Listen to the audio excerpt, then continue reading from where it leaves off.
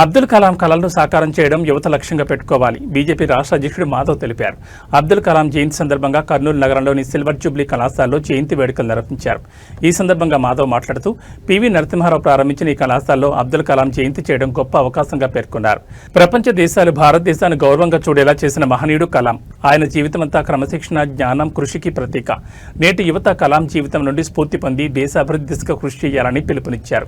ఈ కార్యక్రమంలో బీజేపీ రాష్ట్ర ప్రధాన కార్యదర్శి నాకోతు రమేష్ నాయుడు, మైనార్టీ మోర్చా రాష్ట్ర అధ్యక్షుడు సయ్యద్ పాషా, విద్యార్థులు పాల్గొన్నారు.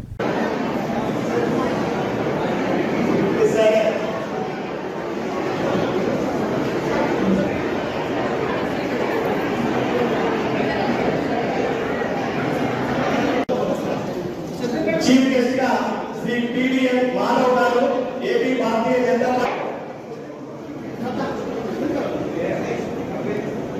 बोलो भारत माता की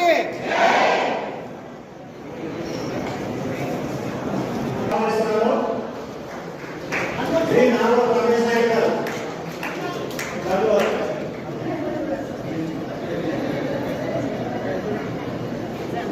बाबूराम रामकृष्ण परामर्श गारू सुनील कुमार रेड्डी गारू श्री एस सुनील कुमार रेड्डी गारू ఏపీ భారతీయ జనతా పార్టీ యువ మోర్చా స్టేట్ ప్రెసిడెంట్ శుభాకాంక్షలు తెలియజేస్తున్నాను. నిజంగా ఈరోజు మన కళాశాలలో ఇంత పెద్ద ఎత్తున మహనీయులు జయంతి ఉత్సవాలు జరుపుకోవడం. అబ్దుల్ కలాం గారి ఆశయాలను సాధిద్దాం సాధిద్దాం సాధిద్దాం సాధిద్దాం సాధిద్దాం సాధిద్దాం సాధిద్దాం భారత్ మాతా కీ జై.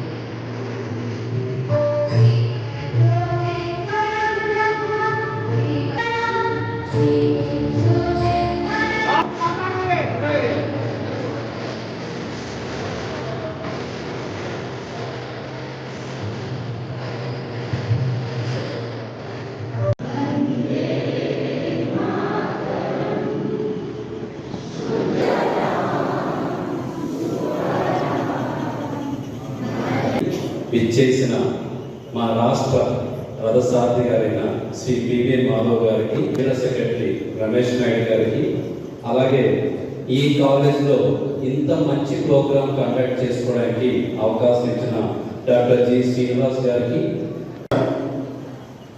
చాలా సంతోషం. ఒక అద్భుతమైన కళాశాలకి నేను రావడం జరిగింది. సిల్వర్ జూబ్లీ కాలేజ్ ఎందుకు ప్రారంభమైంది? 25 years. ఏపీజే అబ్దుల్ కలాం జోహార్, ఏపీజే అబ్దుల్ కలాం.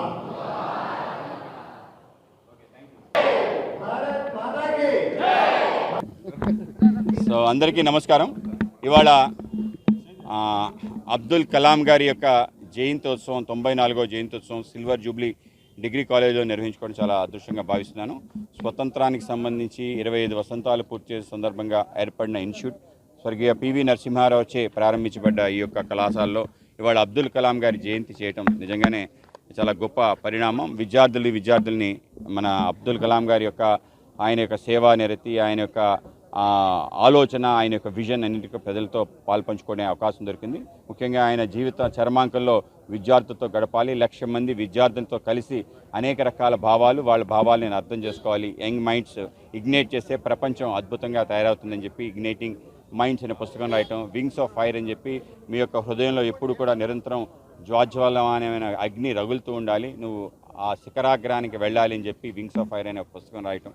అలాగే మై మెమరీస్ విత్ ప్రముఖ్ స్వామీజీ ఏదైతే ఉందో అది కూడా ఈ దేశం యొక్క స్పిరిచువాలిటీని కూడా తెలియజేసే విధంగా, ఒక పక్క మిజైల్ మ్యాన్గా, ఇంకో పక్క శాటిలైట్స్ పైకి పంపించిన వ్యక్తిగా, ఇంకో పక్క దేశాన్ని ఒక డిటరెంట్ న్యూక్లియర్ శక్తిగా పోఖ్రాన్ 2 అణు విస్ఫోటనలో కీలక పాత్ర పోషించిన వ్యక్తిగా, ఇంకో పక్క దేశానికి సంబంధించిన ఆధ్యాత్మిక వైభవాన్ని ముందుకు తీసుకెళ్లే ప్రయత్నం చేయటం, ఆయన చివరి వరకు ఒక డివోటెడ్ ముస్లింగా ఉంటూ, ఒక సున్నీ ముస్లింగా ఉంటూ రోజు 5 సార్లు నమాజ్ చేయటం, అలాగే రంజాన్ సమయంలో ఆయన ఫాస్టింగ్ ఉంటూ ఇంకో పక్క దేశానికి సంబంధించిన స్పిరిచువల్ నర్వ్ ఏదైతుందో దానికి సంబంధించిన వైభవం ఏదైతుందో తెలుసుకోవటం, భగవద్గీత సారాంశాన్ని కూడా ఆయన అందరికీ చెప్పటం, ఆ విధంగా భారతదేశం యొక్క నిజమైన ప్రతినిధిగా ఉన్న వ్యక్తి ఏపీజే అబ్దుల్ కలాం. కనుక అతనికి నివాళులు అర్పిస్తూ ఆయన యొక్క స్ఫూర్తి ప్రేరణ మన జీవితంలో కలుపుకొని భారతదేశం ఒక సమైక్య దేశంగా, ఒక సామరస్య దేశంగా ముందుకు తీసుకెళ్లాల్సిన బాధ్యత 2047 కల్లా వికసిత భారతం అవ్వాలని చెప్పి